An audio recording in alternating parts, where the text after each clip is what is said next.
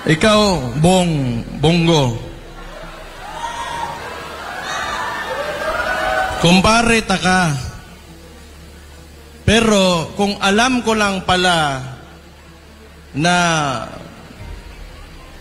magkakaganito,